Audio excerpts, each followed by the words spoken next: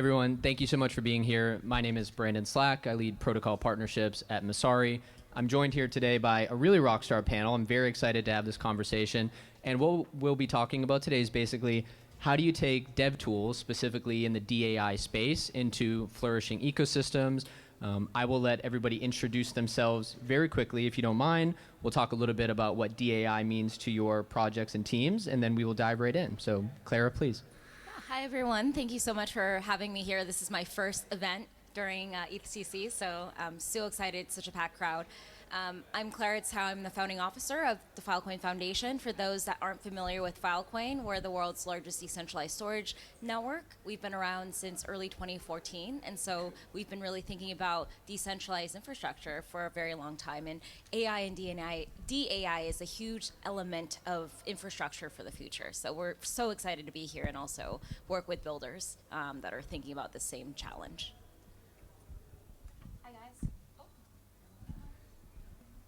Hello. Oh, perfect. Hi, guys. I'm Jenna Pilgrim. I am the head of platform at CoinFund. CoinFund is one of the world's first and oldest crypto-native investment firms. So we have about 100 portfolio companies across a myriad of areas. We have one of the largest decentralized AI portfolios. So I lead platform at CoinFund, which essentially is ecosystem development for our existing portfolio companies. So I work a lot with our AI companies. I work a lot with our portfolio companies that are launching tokens to work on sort of ecosystem development and formulating the correct tokenomics and incentives to actually get communities to do cool stuff. So thanks for having me, guys. Last one. Hey, everyone. My name is Dimitrios. I'm with Outlier Ventures, 3.5 years now. We're a pretty active player since a decade long, have invested in 400 portfolio companies, partnering with multiple ecosystems such as Filecoin in running early stage accelerators. To myself, I'm an aerospace engineer, so I've been working in complex systems pretty long now. And I've joined crypto from a token engineering perspective, so I've been running Outlier's 3.5 year long now, token engineering capabilities and practices. I've been building complex simulation models supporting our portfolio companies, and now since 2 years leading all the investments.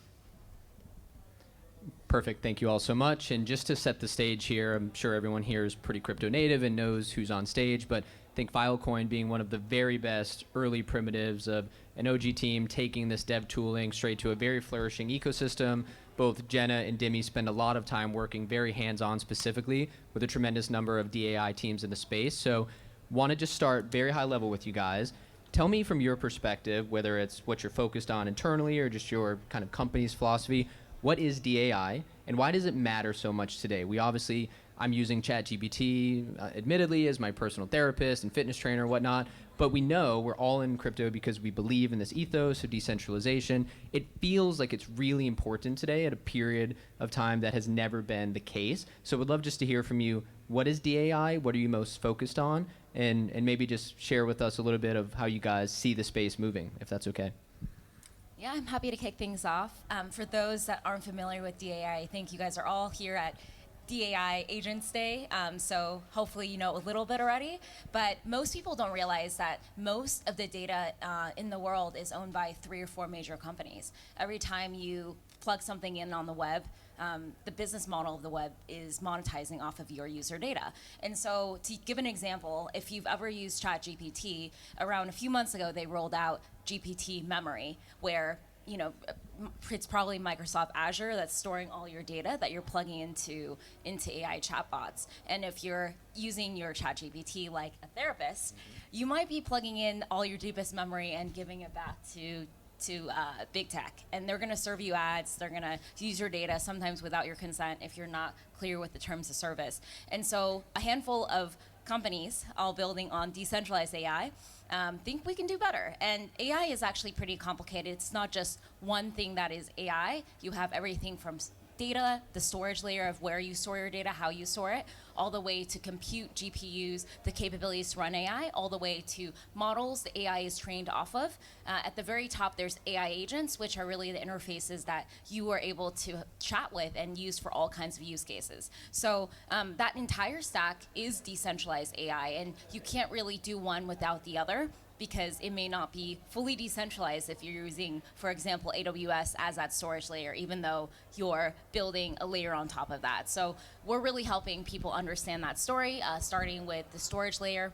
We believe that, for example, most of the most accurate AI models today, they come from training off of tons of data sets. In fact, the more data you can train off of, the more accurate you can have results become. Unfortunately, most of the web today are built off of a data set that is a small representation of the entire human knowledge in that encyclopedia. And we've been archiving the web for years, working with groups like Internet Archive. So if you've ever used a Wayback Machine, you're already using Filecoin to some degree. And we want to make sure that we can have AI today that is trained off of the right and accurate kind of data, but also the ability to verify. Today, it's really hard to verify the source of data. A lot of people take information as ground truth, and we can actually verify where the source of data came from the point of storage.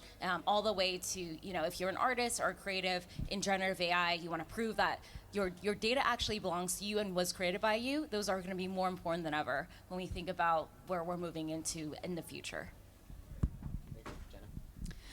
So to us, decentralized AI is about two things. It's about ownership and it's about collaboration. And so on the ownership side, being able to own your contributions, to being able to own, you don't necessarily have to own a whole model. You don't need to, being able to go through and say, okay, I want to own my portion of this stack. That's what crypto ecosystems have been about this whole time, right? I've been in crypto 12 years now, and a lot of us entered from a very principled perspective. Wouldn't it be nice if we could have private transactions? Wouldn't it be nice if we could collectively own our contributions to an ecosystem? Wouldn't it be nice if, I was an early user of an app and was compensated in some way for, dealing with a really terrible user experience early on because I wanted to see that technology go forward? But realistically, that ownership side isn't as interesting unless you have a large enough ecosystem that ownership is actually worth something, right? There's so many tokens that aren't worth anything because there aren't enough people participating in that ecosystem and benefiting from what's actually going on. And so that brings me to my second point. You need to get to collaboration. So deAI won't be taken seriously by traditional AI companies until we can train a 1 trillion parameter model and be able to actually have people sort of collectively own their contributions to that training. We've seen it significantly with advances in pre-training and that kind of thing. We've seen it with some of our portfolio companies, Prime Intellect, Pluralis, Jensen are working on this problem. And that's all very interesting and that's all very nice. But until we can actually compete with the scale of these larger language models, then decentralization isn't actually that useful. It actually becomes counter-useful. So Filecoin has been at this for a really, really long time, and decentralization is really hard. So you have to get to the point where you have the scale to be able to actually benefit from a decentralized system. So I think it's the back ownership and collaboration, and you have to have both. Perfect. We come a bit from a different perspective. We derived what deAI is for us from a perspective how the next generation of the internet is going to look like. And we believe that the next internet will be agentic. There's going to be a coordination layer between the internet and Web3 and AI and the humans. And deAI is basically what's needed, how to design the truly decentralized AI infrastructure to properly make agents autonomous, verifiable, composable, and truly trusted. And from there, you can go then through the stack of AI, be it compute, storage, model, data, and then have the spectrum of decentralization to really define then what's needed to really make this next generational agentic internet possible. No, thank you all for those answers. I'm going to throw a curveball. I didn't plan to ask this, but I am curious your thoughts, given all that perspective. Is there a specific element that is most important? Are there different parameters where in different real-life use cases, one thing could be somewhat centralized, some things need to be permissionless and decentralized? Obviously, we know storage is important, but are there different capacities where there's a flux and a spectrum of decentralization for these different parameters to be successful? Yeah, I think centralization is helpful when we think about usability. A lot of times in Web3, people are building so many different tools, and it's really hard for interoperability to happen. So a lot of ecosystems, you can kind of compare Solana versus Ethereum. Ethereum is much more decentralized. Solana has taken a more centralized approach, and sometimes that might be faster for consumer adoption for tools that a lot of people might use. So I would say, like, for us, we're actually a very decentralized ecosystem where we have over 200 startups today building different on-ramps to storage. A lot of them are thinking about AI as this backbone of the next generation of data and how we store agent-to-agent data that may not actually even have a human behind the loop. And so we think these are so important, but unfortunately that coordination mechanism is the most important, and when you have a very decentralized ecosystem, which is why we exist as a foundation to really help give a roadmap that everyone can try to follow that's actually community generated.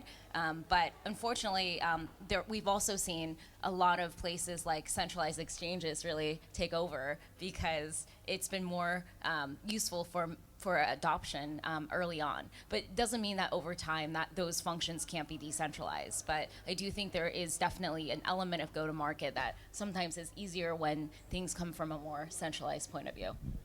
And I would just say from our perspective, we also chat with so many teams, and the idea of progressive decentralization is okay. It's not a dirty word. Just having a plan in place over some period of time is typically enough. And as you said, that coordination mechanism is oftentimes the thing that depends or, allows you to be successful or not over the long run. So Jenna or Dimi, please. Yeah, I was just going to add that when you have a whole bunch of people in a system, you can't take if they're sort of contributing to a decentralized system, you need to make sure that they have enough of a stake, the key people have enough of a stake in that ecosystem to actually want to steward its development going forward. Because at the end of the day, we're all still here to make money, right? Like, we forget that we're all still at some point here to make money. And so if that's the case, then we need to make sure, especially, and we look at this a lot when we're investing in founders, when our investment team is looking at how to back different founders, you look at cap table construction, you can look at sort of how companies are set up. Investing in DAOs is really hard and doesn't make sense for VCs. And so you can just point to that and say, okay, investing in decentralized systems is really difficult too, because there actually has to be enough. There has to be enough stake. You have to have enough skin in the game to actually want to steward the ecosystem. Otherwise, we run into this tragedy of the commons issue, where it's like this humanity's sort of stewardship of a shared resource. If we're all trying to be good stewards of an ecosystem, we need to make sure that we're actually adequately invested to be able to do that. So there were a couple of early ecosystems where they were like, we're going to be run by a DAO. Everyone is going to have decentralized governance, and everyone is going to want to participate. I'm like, if people aren't being compensated, they don't want to participate. And sometimes, even if they're being compensated, they still don't want to participate. And so you can't force people to participate in decentralized governance. So you need to make sure that there's enough of an incentive, like enough ownership, so that people actually still want to work on the thing. DAOs and governance are not made for humans. Well, I wanted to add an additional point because I actually disagree. I don't think it's just compensation. If you look at early open source development and a lot of people who believe that the open source movement was just about money, you wouldn't have a lot of ecosystems like Linux exist. And so I did want to add that a lot of times it's also how you create a culture around a community and a value system that most people care about and that their contributions are deeply appreciated. Sometimes that compensation part is helpful there. Sometimes it's not needed if the value system of what you're building is critical. And you can look at places. I used to work at a company called Mozilla, and there's a lot of people that really care about privacy and particular means of doing something. So that incentive structure doesn't always have to be in the form of money. It can be in the form of recognition and also impact that you can really bring to an ecosystem. Those are all great points. Thank you. I would say I'm American. There's a reason America is a democratic republic, not a pure democracy. It just doesn't seem to work, to Dimi's point. With that, Clara, you made a great point that oftentimes the ideology comes first, but then the coordination probably does take some different measures around governance and tokenomics and whatnot.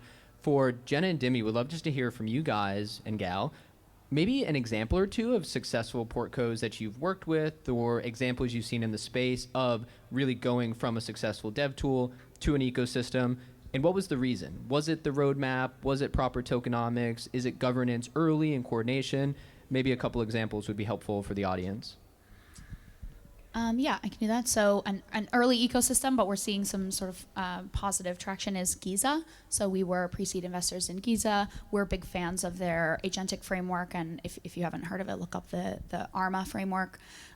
They were able to launch their token about 2 months ago, and it's shown a lot of early traction. And I think one of the things that these founders did really well is that they didn't play the centralized exchange, like lots of partners, lots of money. Like they didn't play that game at all. They focused on building a really great product that people actually wanted to use. And so now they have tens of thousands of agents running on the platform, and people hear about Giza before they hear about the Giza token. And I think the important part of that is that the Giza, like come for the decentralization, like stay for the token, not come for the token and stay for the decentralization. So I think like that sort of dichotomy is pretty important, where people aren't coming there to buy the token, to farm the token, to there's all kinds of different reasons why people would participate in a decentralized ecosystem. But one, Giza, that did that really well in our portfolio was because they prioritized product over tokenomics. I'll give example from our portfolio, but also in general, like legacy coins that we see, but also debate if this is from here onwards the right approach. So the old paradigm in a way is basically you build your product, you try to get on a lot of exchanges, build some sort of like engagement farming, build the whole attention around your project and build an ecosystem without like product market fit. You try to kind of build this foundational layer of like a culture, and once there's enough volume, liquidity, funding, then you try. Most of the legacy projects start then to actually solve for the product market fit. Projects like BitTender, ASI, we've invested in 3 out of the 4 projects that merged together in ASI. They do well. They have enough firepower now. They are on most centralized exchanges to be able to now actually build what they promised to. Now, is this old paradigm gonna stand from here onwards? Because we see like an enormous token issuance hitting the market, supply basically overpaces demand. There's a lot of attention fragmentation, liquidity fragmentation. So from here onwards, I believe ecosystems will be defined differently. You still will need to kind of bootstrap. Yeah, some projects need to bootstrap liquidity, some projects need to bootstrap computation, some projects need to bootstrap storage. So you need some sort of like still bootstrapping mechanism. But the question is gonna be, especially in deAI, is it built for humans or is it gonna be actually agents? And agents don't care about a community. They care about the outcome. They care about everything will be commoditized, and they care about the performance and what gives them the best, quickest path to solving their intent and transact. So I believe the whole community building aspect will change completely from here onwards, and we'll still see this sort of like culture type of projects, because everyone wants to get an exposure still to a project through like these tokens. But I believe we will see much more like utility within those tokens, because the agent networks will finally be the ones actually utilizing the tokens. The humans are not meant to utilize the tokens. That's wonderful. Thank you. Clara, I'll ask you, just piggybacking off of that, you've been doing this a long time now, one specific protocol, which is unique. I think a lot of people move around. You have really deep perspective. How do you comment on what Dimi shared there in the sense of, do things feel different today just in general in the market, and specifically with the hundreds of partnerships that you all have? When it comes to deAI, would you suggest to any founders in the room to think about tokenomics and community governance and just building in general much differently, somewhat differently? Does it depend? Would love to hear your thoughts. Yeah, I have been in crypto since 2013, and I think it's been interesting to see the different movements culturally about people that get attracted to crypto. I remember early on, a lot of people were really passionate about the different value systems in crypto. They want to change the world. They want to fix financial structures. Some people really wanted to change dominance from infrastructure, right? Go against monopoly, build a better web. Unfortunately, I feel like the last year or so, I've seen a little bit less of that as a lot of people got into the meme coin frenzy. A lot of people are just how to make a quick buck. You see a lot of the crypto casino culture. I think with the age of AI agents, I hope that we can really see a lot less of that and more of that value system come back when you have a lot of automation that actually can take away from the noise of meme coins. You get a lot more autonomous agents that can do a lot of that busy work, and people can really think, and I want to push everyone to think bigger around the hardest challenges today in computation, in fixing the web, that I think is so critical to the culture of what brought a lot of people into crypto in the early stages. And a lot of our community is from that same ethos. A lot of people who are early internet activists that have seen different areas of the web change and have seen things that worked and things that haven't worked. And storage is such a fundamental DNA of all of this. I think it's so important to also obviously think about ecosystem development and cryptoeconomics because it's how the game is played in the decentralized world. At the same time, it's also helpful not to lose sight of the reason what brought you into the place in the first place. How do you build things that matter? So that's a lot of what we try to do. We have a ton of different companies, even DePIN projects today that build on top of Filecoin that come from founders that are not coming in Web3 first. They're actually partners like a company called WeatherXM. Their founders have been thinking about decentralized weather stations for more than a decade. And they weren't able to make the business model work when they went to Silicon Valley, knocked on every door and said, I want to decentralize weather stations. The financial model just doesn't make sense there. And so when they stumbled upon the DePIN space, they realized they can actually crowdsource a lot of the infrastructure to entrepreneurs all around the world that wanted to set up weather stations. And then they're also able to monetize and help give people funding for providing accurate weather data in places where there may not be necessarily the business model for a centralized large weather station company to set up shop. And the founders actually are huge kite surfers too, and so you can imagine like the most remote parts where this kind of stuff might be difficult to access. And I think that's really the opportunity when we think about infrastructure when it comes to data and AI, how to reach parts of the world that today there just isn't a business model to really set up. They were also excitedly able to deploy their weather stations during the Paris Olympics last year. You can imagine the shot put guy that slipped because the rain started to sprinkle a little bit. And so these are so important when you think about how it impacts people every day. So my big push is really how do we make sure that we don't lose the value system of what brought us here in the first place. I've seen less of that value system, unfortunately, in some communities. And so I would push everyone to really solve bigger problems than just making money in the short term. And we are here to build with you guys if you're passionate about that. Yeah, thank you for sharing that. I learned that weather readings are mostly taken at airports and nowhere else. And the 20% reading that you'll get is basically it may or may not rain in 20% of an area. It seems like we could be doing better with decentralized, localized solutions. For Jenna and Dimi, would love to maybe share that same question, but here specifically, are there mistakes or shortcomings that you have seen teams in the marketplace or portcos make that you would maybe advise some founders and builders in the space to decide against or be a little bit more thoughtful about? I'll kick it over to you, but anything come to mind that's notable? I think like having too much of the token available right at the beginning makes it about the token price.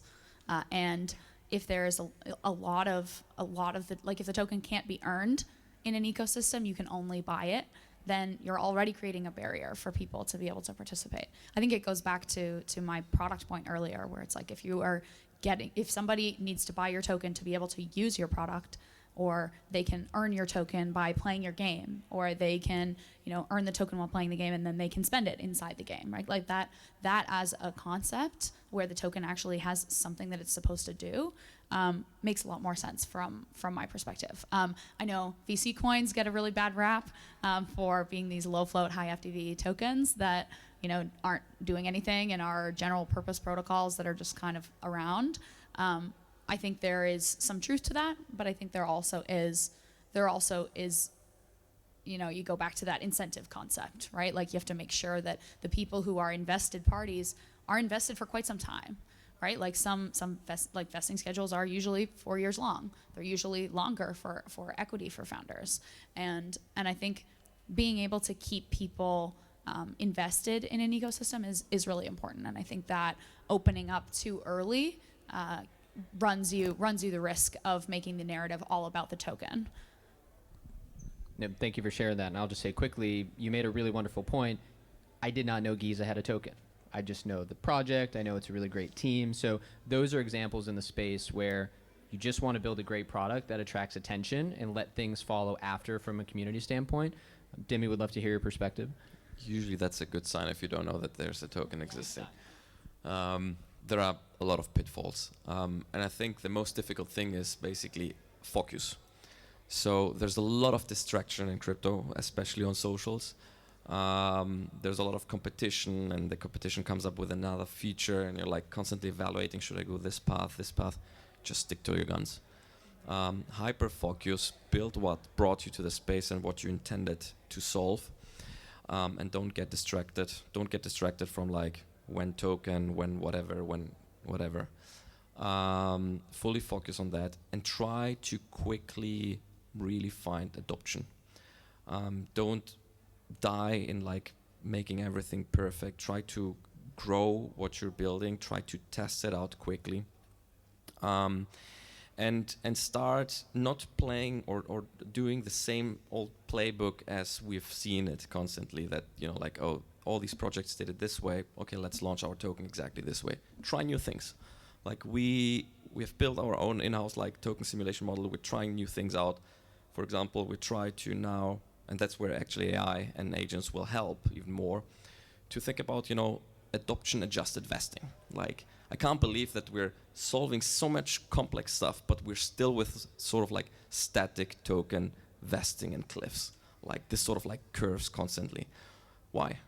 We can do from now on, in my opinion, such interesting, nice, dynamic token economics of like the moment, a project increases adoption, then, like the token adjustments, the vesting, the emissions are very dynamically adjusted.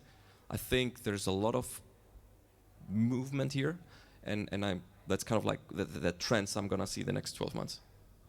That's wonderful, thank you. And Dimi, you and I talked before this panel on basically if you have these agents and agentic frameworks as this coordination layer between humans and the internet, maybe they don't need governance. Maybe they don't quite care about, token price. Maybe it's just all about best execution, and, it becomes so commoditized that the thing that does the job the best wins over time. Would love to hear from Clara and Jenna. What are your thoughts there? Do you agree? Do you feel that things will be very different relative to past primitives of L1, DAOs, tokenomics? And if you have any specific examples, that would be great just to hear from you.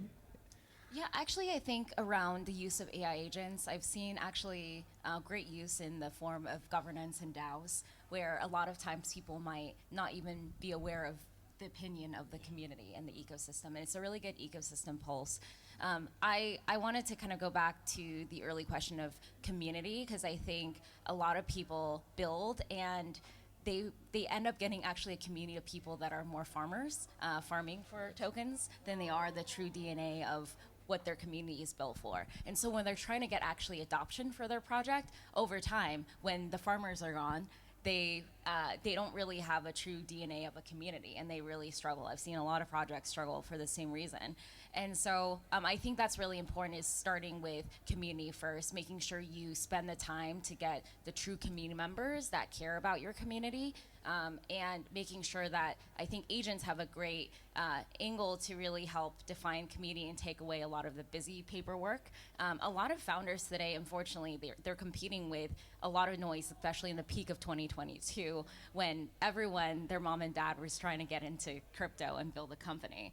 And a lot of those projects were not necessarily the most meaningful, but they just used a lot of marketing hype and different bots to really drive up adoption for tokens. And I hope that, as Dimi said, we can have actually agents take away from that nonsense noise and really bring builders back to the true form of why they're here, to build really great products, to build products that really can help change the face of where AI is headed tomorrow, but also go beyond that and really fix internet infrastructure as we know it.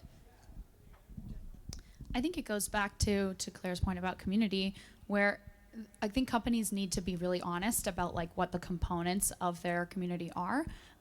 Lots of companies don't really need a community; they just need customers. So, so I think being really honest about like, is your community a community of people who want to help your ecosystem succeed, or should you just sell them something and they should pay for it and then you're just a customer, right? Like just because I really like Lululemon doesn't mean I'm a part of Lululemon's community. I might be if they have like a value added piece that I like, or they have like fun yoga classes, or like I don't know. Like there's pieces towards that. And I think like being honest about like, okay, am I doing this just as a transactional, I'm gonna do this and you're gonna pay me and that's it. And then the relationship can be over. That's okay. And I think like deciding, okay, if I'm a community member here, then I really want to be invested here, and I want to, be rewarded, and I want to have a long-term relationship with the brands or companies that I work with and love every day. And I think that like components of a community is something that projects should try really hard to say like, am I a centralized product that is just providing a product to a customer? Then that's a very different relationship than community members who are expected to do something, to contribute. You can't expect people to contribute to governance if they're just customers, because we all know that getting customer feedback is really hard, and getting community feedback is even harder because they're not getting compensated for giving you any of that feedback. And so I think being honest about what stakeholders are in your ecosystem and who is actually needed to be able to succeed, and who can just be a customer. And then we can have an exchange of services, and then we can move on. It's a great point, and we joke internally. I don't think J-Lo considers her paparazzi her community. There's a difference there. Here's an interesting question. No one here is a lawyer. This is not financial advice. But as you guys think through some of the differences and the challenges with decentralized agents or agentic type solutions in terms of legality, I mean, who gets sued if an agent swaps across 5 different bridges and gets rug pulled or something? Maybe starting with you, Clara. I mean, you work at the foundation. You guys have been around for a long time. Do you think of that specifically and help advise teams on how to think through some of those problems around jurisdictional things, legal type considerations? Yeah, we try to support the community in so many ways. As you imagine, Filecoin, we have data centers all around the world, and a lot of different regions might have different policies for legality of even running data center operations, what they're allowed to keep, what they can't keep. We really try to make sure that ownership comes back to entrepreneurs, but we can help in any way if there are challenges that go beyond what entrepreneurs are able to do at that individual level. In the age of AI and AI agents, I think there's a lot of questions that even today the best lawyers are still figuring out. I actually spent years in Washington, D.C., really looking at emerging technology, and when legal policies are being created, most of the policies we know today that governments enact on come from the 70s or 80s, in a very different era of the web. And so I think it's still going to be a few years, unfortunately, before we're able to really parse out who's going to actually be responsible for X or Y.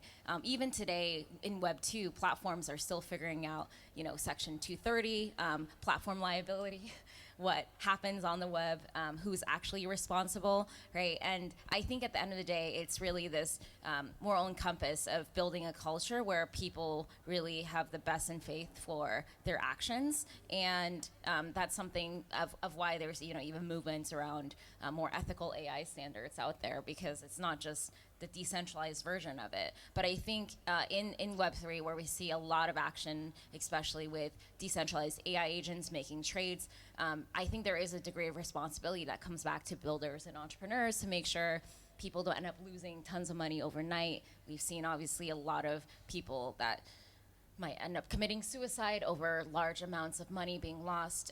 Most people in crypto are kind of used to those fluctuations, but I really think it comes back down to this area of how do we build a value system that everyone thinks about the best in what they build, the consequences of what they build, and think about safety within the design process of building those agents. But the responsibility part, I really think is going to take a few years from now.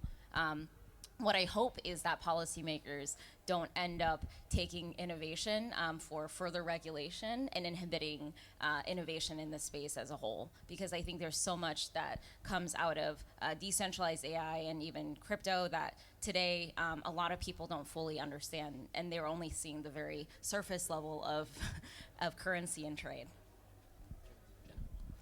Obviously not a lawyer, and none of this is financial advice, but I think people who are building technology need to retain, to Clara's point, need to retain responsibility of the things that they build. And I think from a regulation perspective, there's a significant portion of America that thinks that AI is the worst thing to happen. And I think from a regulatory perspective, it's going to get much worse before it gets better. I think we need to do a better job at educating ourselves and others as to like the dangers of building systems that don't work for everyone.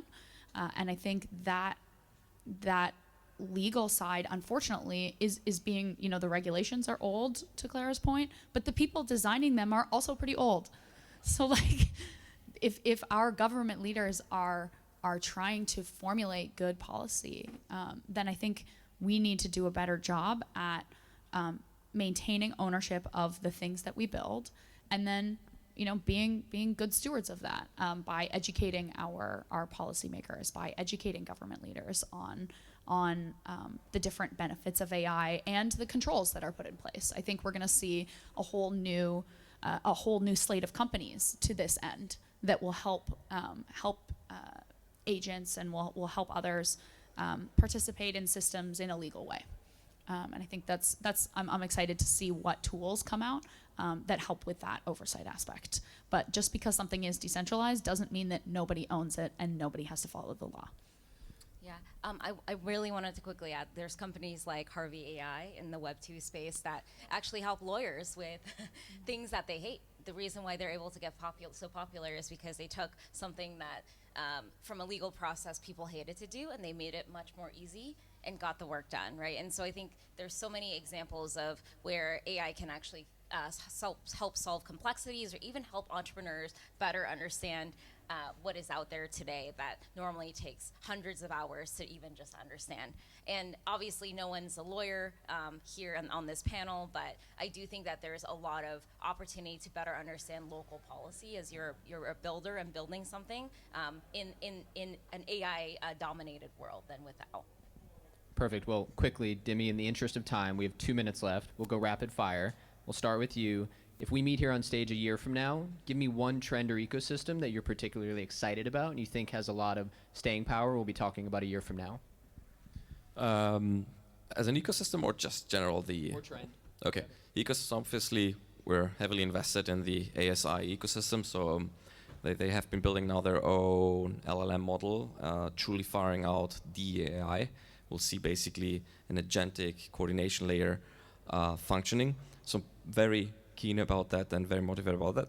Personally, I'm seeing a lot on the token side, again, like dynamic tokens, and truly people might hate how we have seen this year the whole agentic movement. It's everything a wrapper, it's everything Web2, yada, yada, yada. I get it, and it's right. But this is attracting so much talent at the moment that I'm truly thinking next year we'll see the right Web3 type of agents launching. We're very bullish on training. So I think by this time next year, we will have trained a trillion parameter model with a decentralized training mechanism, and it will be cheaper than how much it costs to train, a large scale model. Yeah, my prediction, which I think is already heading that direction, is when we think about adoption of AI and deAI tooling we'll see a lot more usability across all of Web3. I think we're going to be able to bring a lot more exciting builders and entrepreneurs to really think about solutions, and you'll see a lot more ecosystems that are very, very technical like ours be able to have a lot more easier on-ramps for bringing new customers, new people, new partners into each of their ecosystems with the acceleration of adopting AI tools in between. Amazing. Clara, Jenna, Dimi, thank you all so much. A round of applause, please, for the panelists. Thanks, everyone.